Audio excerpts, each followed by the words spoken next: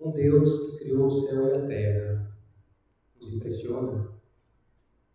Um Deus todo-poderoso que se encarnou nos impressiona mais ainda e se fez homem. São José Maria considerava essas verdades e outras mais da teologia, mas complementava no final da sua vida. Me impressiona mais um Deus que perdoa, um Deus todo-poderoso que se encarnou, mas mais ainda, que perdoa, porque poderia, com ato da sua vontade, nos exterminar, mas ao mesmo tempo não completaria a sua obra de salvação. Então nos perdoa para mostrar a sua misericórdia. Que grande é Deus! E como ponto de continuação daquilo que nós víamos, experimentar o perdão divino é aquilo que mais vai nos ajudar a realizar essa tarefa que falávamos na primeira meditação. Que eu experimente o perdão divino, que Deus me perdoa. Víamos na pergunta do exame, desculpa e perdão. Há uma diferença nessas palavras. A desculpa, o próprio nome diz, é quando há uma ofensa que não houve a intenção, mas me machucou, mas não houve a intenção. Já o perdão é quando houve uma intenção. E nos nossos pecados, sempre há uma intenção. Se é um pecado, houve uma intenção. Eu sabia que eu estava fazendo algo que ofenderia a Deus, mesmo assim fiz. Então é bom que nós tenhamos isso em mente. E isso então nos ajuda. Nossa, quanto que Deus me perdoa, então quanto que eu devo também oferecer esse meu perdão. Para isso, vai nos ajudar, e eu pensava agora que nós preparemos bem a nossa confissão, experimentando esse perdão divino com mais excelência, com mais prontidão, com mais carinho até. E ao perceber quanto eu fui perdoado, aquilo vai me ajudar cada vez mais a querer oferecer o meu perdão. Em todo aquele desafio que falamos na primeira meditação. Vamos lá. Para isso, pensava que podíamos usar um modo muito catequético nessa segunda meditação, para nos formar. Talvez muitos já conheçam, mas vale a pena revisar. Quando debruçamos sobre a confissão, o sacramento da confissão, a possibilidade de pedir perdão a Deus, que é esse tesouro que nós temos na igreja, nós vemos como acontece em cada sacramento a matéria e a forma do sacramento. São Tomás de Aquino foi muito feliz em encontrar essas duas coisas em cada um dos sacramentos. A matéria, o próprio nome diz, a gente já entende, aquilo que é palpável, que se pode ver. A matéria do batismo é a água. A matéria do crisma é o óleo, que é ungido. E em cada um dos sacramentos vamos encontrando matéria. Somos enfermos também, o óleo. Aí, em alguns sacramentos, vamos encontrando dificuldades, mas São Tomás de Aquino resolveu todas elas, né? No matrimônio, a matéria são os corpos dos noivos, que dizem um sim um pelo outro, né? E a confissão? A matéria da confissão, o sinal sensível, concede a graça. Qual que é o sinal sensível? O tom, né? São os atos do penitente. O que o penitente faz para poder conseguir obter o perdão. É isso que São Tomás de Aquino diz. A matéria não são os pecados do ponto de vista estrito. Poderia dizer no sentido lato, mas não são no sentido estrito, porque tem que ser o sinal sensível que me dá a graça. O pecado me tirou a graça. Então, o que é os atos do penitente? O que o penitente faz? Então, ele tem a contrição, a confissão e a satisfação. São os três atos do penitente. Vamos ver cada um deles aqui para nos ajudar. A forma do sacramento é as palavras que o sacerdote diz e nos dá o perdão. Do mesmo modo que a forma do batismo são aquelas palavras que o sacerdote diz enquanto joga a água e se tem o perdão. Bom, atos do penitente. Então, primeiro é a contrição.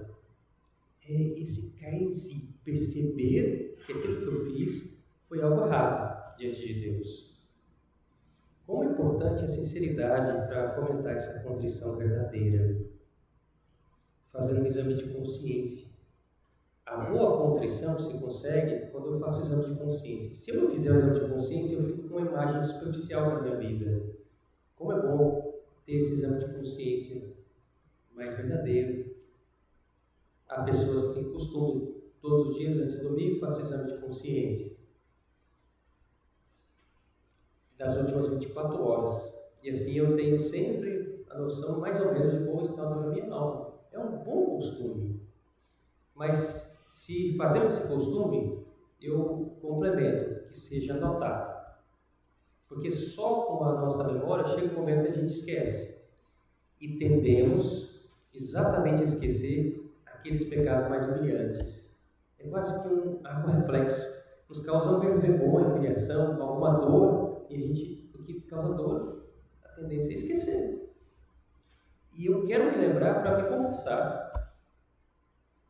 Depois de me confessar, eu posso esquecer, porque Deus me perdoou, mas até obter o perdão divino, eu quero me lembrar, mesmo que me cause algum desconforto, porque é bom que eu haja esse desconforto, porque de fato tem algo errado que eu cometi.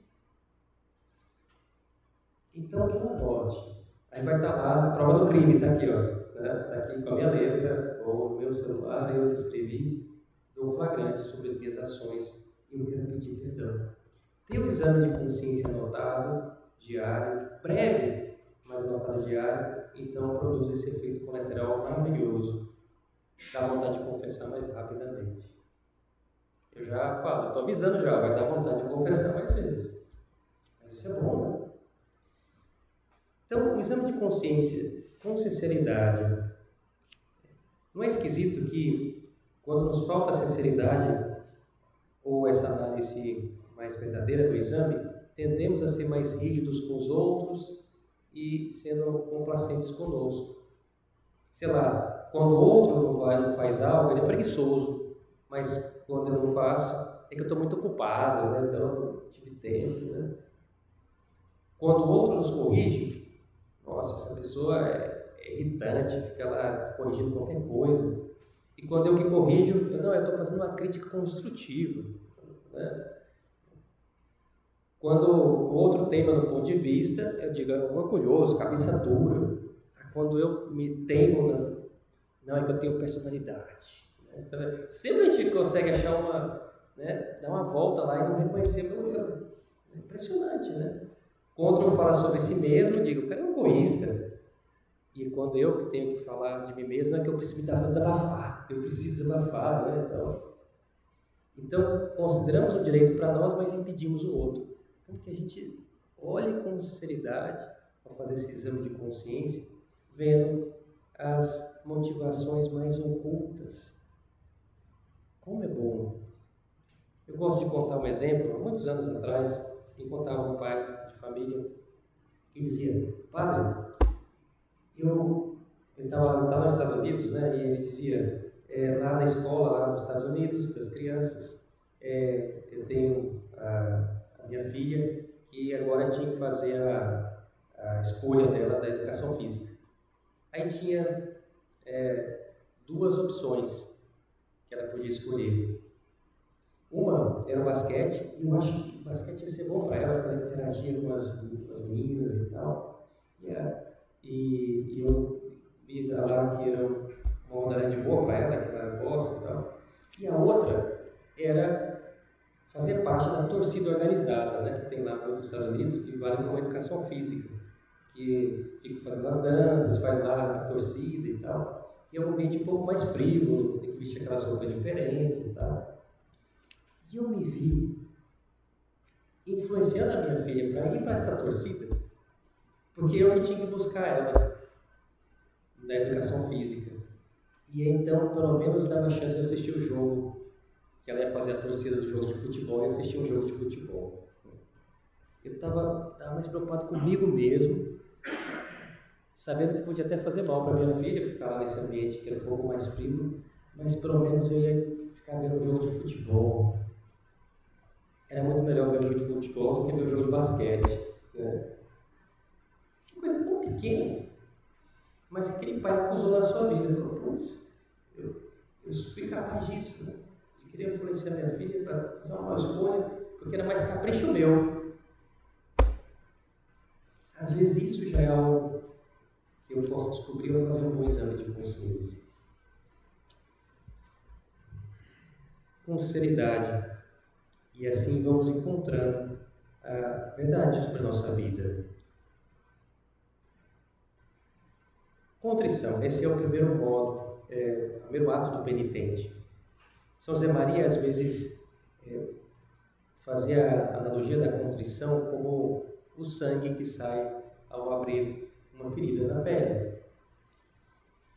Uma manifestação da nossa vida interior é essa, dizia ele, que depois de cada erro prático, vem ao coração e às vezes até aos lábios um ato de amor a Deus, um ato de contrição, um desejo de reencaminhar-se, com a mesma rapidez com que o sangue aparece numa ferida. A alma dos santos levava, quando percebeu o mínimo erro, já um ato de contrição, pedindo perdão a Deus e desejando então já a reconciliação com Deus e com o outro. Então, esse é o primeiro ponto.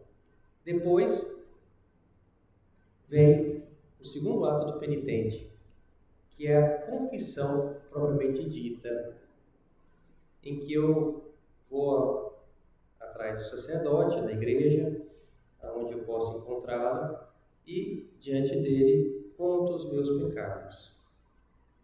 São José Maria, de modo catequético, nos dava 4 Cs da boa confissão. Que a confissão seja clara, completa, concisa e concreta. O que quer dizer cada um desses aqui? Pode nos ajudar a prepararmos uma boa confissão. Primeiro, que a confissão seja clara, ou seja, que se entenda exatamente. Eu estou contando para Deus, Deus já sabe, mas o instrumento que Deus colocou para mim é o sacerdote, que ele entenda. Então, o que eu fiz? Para que possa vir o conselho oportuno, para que a confissão seja válida, que seja clara. Claro, isso não quer dizer que eu tenha que dar todos os pormenores e tal, mas que eu conte de maneira clara que se possa entender. Se tem alguma ambiguidade, que eu esclareça aquela ambiguidade.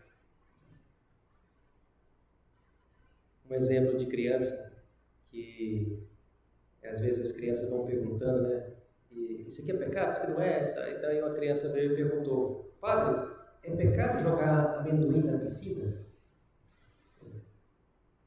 Meu filho, se não for sujar demais a piscina e tal, acho que não é não. Por que você pergunta? Não, amendoim é o nome do meu coleguinha. Ah, tá, agora você jogar o seu amigo na piscina, né? Agora sim, já mudou. Então tem que ser mais claro, né? Então temos que deixar claro aquilo que nós fizemos. Confissão clara, depois completa. Completa quer dizer todos os pecados mortais não confessados, aqueles graves que eu tenho consciência, que eu imagino que são sérios. Esses eu tenho que contar. Depois posso contar também os pecados veniais, claro, e até é bom a alma que vai tendo confissão frequente e comece a confessar cada vez mais pecados veniais, para se purificar daqueles leves. Com bom senso, se a gente vai na paróquia agora, que tem as várias oportunidades de a gente se confessar, tem os mutirões de confissão, a fila grande, e então temos que ter acessibilidade. De repente, se eu tenho só pecados veniais e a fila está muito grande, de repente eu vou em outra hora para assim facilitar aqueles que precisam mais, sem deixar o momento oportuno que eu vou para eu me confessar, que eu preciso também me confessar, mesmo sendo veniais, que eu me confesso. Mas a confissão, para ser completa, tem que ter pelo menos os mortais. Então, que eu faça uma boa bom exame de consciência para encontrar esses pecados. Se não tem, eu coloco só os veniais. E posso renovar o arrependimento daqueles pecados mortais que eu já confessei no passado. Renovar o arrependimento quer dizer que eu não fui perdoado da primeira vez? Não, eu fui perdoado. Desde aquela primeira vez que eu confessei bem, fui perdoado. Mas eu renovo o arrependimento porque eu quero ganhar graça para, de fato, não cair nesse pecado que eu abomino, que eu tenho que ter vergonha. Talvez eu possa pegar até aquele pecado que mais me envergonha e renovo o arrependimento dele no tribunal divino, novamente. E eu já recebi o perdão desde o início, mas agora eu quero renovar para que Deus me dê a força de reparação desse pecado e, ao mesmo tempo, o ânimo para nunca mais cair, se há uma possibilidade de cair. Então, confissão clara, completa. Depois, concisa. Concisa a gente já entende, ou seja, não é que eu tenho que dar todos os pormenores. O conciso, então, eu resumo. Se por acaso estou resumindo demais, o sacerdote, então, talvez me ajude até, olha, explica um pouco mais aqui, não entendi. Mas, o resumo, não preciso dar todos os detalhes. Olha, quando eu nasci, meu pai me falou tal coisa, mas quando você nasceu, ainda não... Vamos ver o que tem a ver o nascer com o seu pecado, né? Então, às vezes, a gente volta demais atrás. Confissão concisa. E, ao mesmo tempo, o último C da boa confissão, concreta. Isso é importante. O que quer dizer o concreto? Concreto é que, às vezes, podemos nos confessar de generalidades. Olha, eu fui egoísta. Mas aonde é que eu fui egoísta? Onde está esse egoísmo? Que eu concretize esse egoísmo. Onde é que ele foi? Não, eu fui egoísta porque eu não dei importância à opinião da minha esposa quando a gente foi fazer as compras. Eu fui preguiçoso, mas aonde? Não, preguiçoso porque eu dormi. E acabei, então, não ajudando nas tarefas domésticas. Então, que eu conte aonde foi. Então, isso é o concreto. E até dou uma pista para vocês, aquilo que eu concretizo um pouco mais, eu estou dando uma pista para o sacerdote para me dar um conselho naquilo. Todos eu tenho que concretizar alguma coisa, mas aquilo que eu concretizei um pouco mais é quase uma pista para dizer, olha, eu queria um conselho. E na confissão o sacerdote escolhe uma coisa para dar o conselho. Em geral vai escolher aquilo que foi concretizado um pouco mais, para que então ajude o penitente numa melhora. Vai ser uma mini direção espiritual ali naquele ponto. Aí está, os 4 Cs da boa confissão. E nos dará uma penitência, que é o outro ato do penitente. A contrição, vemos, a confissão, e o último ato dos 3 é a satisfação, ou seja, cumprir a penitência. A penitência que me dá o sacerdote sempre é tão pequena comparada aos meus pecados. Eu tenho que sentir, nossa, isso aqui é tão pouco, que eu até, como manifestação do agradecimento, eu vou querer fazer o quanto antes. Deixa eu fazer rápido essa penitência. Se eu esqueço de fazer, deixo de fazer, não revive o pecado. Ai, eu esqueci, então agora voltei a pecar de novo. Não. Simplesmente eu deixei de reparar os meus pecados. Porque toda vez que eu cometo um pecado, eu tenho a culpa por eles e tenho umas penas temporais devidas. As culpas são perdoadas na confissão. As penas temporais são levantadas com os atos de caridade aqui na terra, e se eu não consigo, vão ser um purgatório.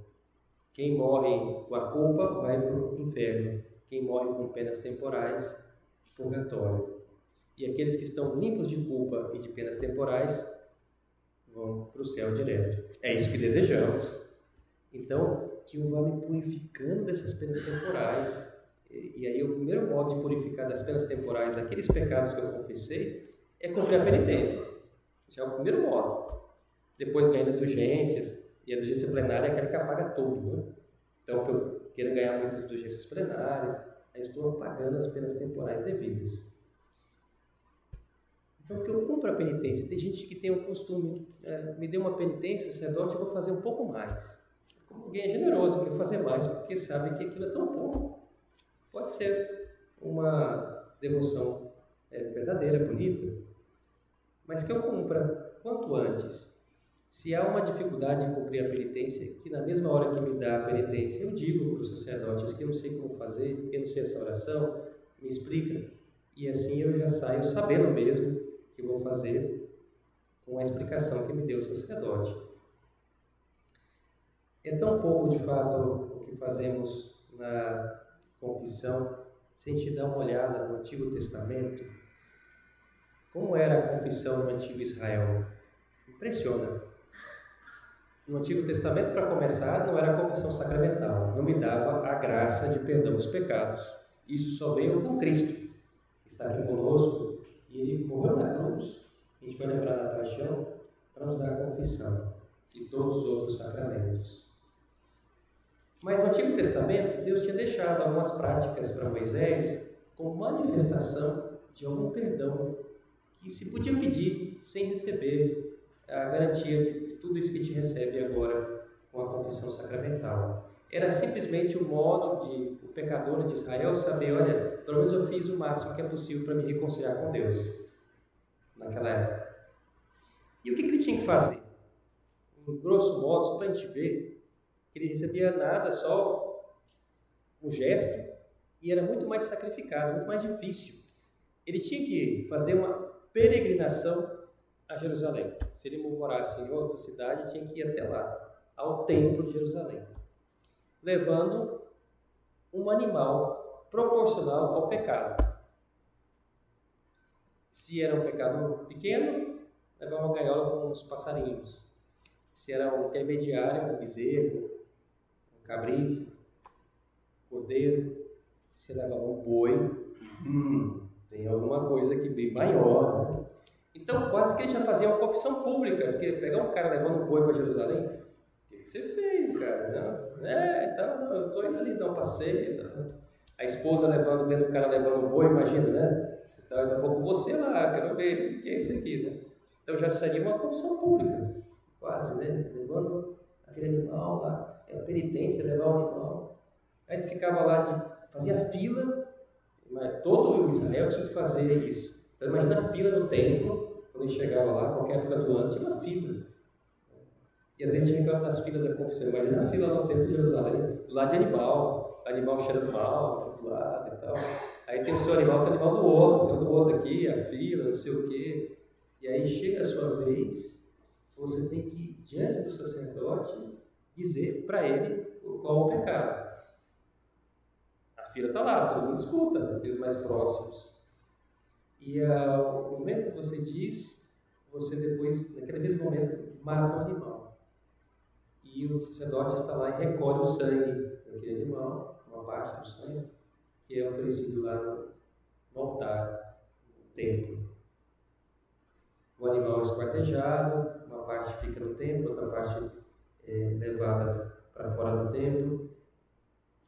Mas era trabalheira, imagina. Eu não recebia a graça tão grande que eu recebo hoje, e tinha todos um sacrifício, literalmente, para fazer tudo aquilo. Hoje, nós temos muito mais graça, com muito menos esforço. Que saibamos aproveitar. Todos os sacramentos vieram pela morte de Cristo na cruz. E a confissão é mais um. Toda vez que eu me confesso, eu digo, Jesus, valeu a pena que o Senhor tivesse morrido na cruz, porque eu estou aqui recebendo o seu perdão. Valeu a pena que o Senhor tivesse todo aquele sacrifício, cada sangue, cada gota de sangue que saiu daquele momento tão duro da cruz, valeu a pena, porque eu estou aqui com o coração convertido, querendo mudar de vida. Que bom pensar nisso, e é verdade. Quando preparamos um presente para alguém, se o presente foi sacrificado, de conseguir, a maior alegria é ver que está sendo útil. Certa vez, conversava com outro pai de família, e ele tinha feito uma viagem, tinha comprado lá uma lembrancinha para cada um dos filhos. E uma das lembranças que tinha comprado para o filho adolescente era uma camiseta. Hard Rock Café, assim, né, da moda da época lá, e o filho gostou pra caramba e tal. e no mesmo dia vestiu a camisa, usou de pijama a camisa, então, adolescente. Então, e aí no outro dia de manhã foi para a aula e quando voltou vestiu a camisa. Aí no outro dia vestiu a camisa de novo, né? Tipo, o pai ficou contente, pô, o filho gostou. Só a mãe que não, que falou, filho, vai lavar a camisa que está andando sozinha, ele tem 3 dias que você usa a mesma camisa. Né? Mas o pai estava contente, poxa, um presente que agradou o filho. Deus nos deixou esse presente maravilhoso dos sacramentos e quer que saibamos usar, que usemos. E receber esse perdão divino nos dá uma alegria impressionante. Beato Álvaro, que foi o sucessor de São José Maria no governo do Opus Dei, uma vez lhe perguntaram qual foi a maior alegria que ele tinha experimentado na vida. Ele estava já no final da vida, ele faleceu com 80 anos, e perto dessa época do seu falecimento, alguém, numa reunião familiar, tinha poucas pessoas, perguntou qual que é a maior alegria que ele tinha tido até aquele momento. Ele que tinha sido muito amigo de São João Paulo II, ele que tinha conhecido São José Maria e convivido décadas com São José Maria, tinha visto a beatificação de São José Maria. Imagina, um amigo ser levado aos altares, é uma alegria. Ele que era bispo e tinha ordenado vários sacerdotes da prelazia do Opus Dei, outros tantos que ele chamou para serem sacerdotes, mas foram ordenados por outros bispos, quando ele ainda não era ordenado bispo. Tantas alegrias, conversões de pessoas que ele ajudou, tantas alegrias. Mas ele respondeu na lata, na mesma hora: minha maior alegria é semanal, quando eu saio da minha confissão semanal. Impressionante, né? Porque o homem que já está no final da vida notava, nossa, o que eu mais quero é amar a Deus. E eu saio da confissão sabendo que Deus me amou e que eu recebi o perdão e que Ele me dá a chance de eu continuar e recomeçar tudo de novo. Tenho a chance de recomeçar cada vez. A gente está num jogo de futebol e, sei lá, estão perdendo de 11-0, pô, chega um momento que dá um desânimo, pô, eu quero jogar mais e tal. Mas dá aquela alegria quando parou a bola lá no centro, 0-0 aqui, vou começar de novo. Opa, aí já dá um ânimo. Eu posso estar cansadíssimo, mas só de saber que está 0-0 já dá uma vontade de continuar jogando. E agora essa partida eu vou tentar ganhar. Pois bem, cada confissão, bola no centro, 0-0. Pô, então eu tenho chance, vamos tentar isso. Eu tenho esse ânimo, que vale a pena. Terminando nosso tempo de meditação, faça um resumo do que vimos até agora. Esse desejo de aproveitar bem a confissão sacramental, receber o perdão divino para oferecer o nosso perdão. Isso que vimos na primeira meditação. Reconciliação e perdão, tão importantes para a nossa vida. Desejamos estarmos reconciliados, a paz, mas só se conseguirá com perdão. E todo aquele desafio que parecia talvez difícil, que parece e é verdade difícil, de pedir com sinceridade o perdão, de oferecer o nosso perdão, é possível com a confissão sacramental que vimos agora, que saibamos aproveitar bem a nossa confissão. Maria Santíssima nos ajude nessa tarefa. Terminamos com a invocação a ela, sendo a mãe de Jesus, que a Senhora nos ajude a reconciliarmos com seu Filho, a estarmos com a disposição de viver esses atos do penitente com devoção, a contrição verdadeira, a contrição dos meus pecados, depois a confissão propriamente dita com sinceridade e a satisfação que eu quero cumprir a penitência enquanto antes. Maria Santíssima, com a sua ajuda, que alegria nos dará de ter esse coração que passa pela reconciliação, pela confissão bem feita.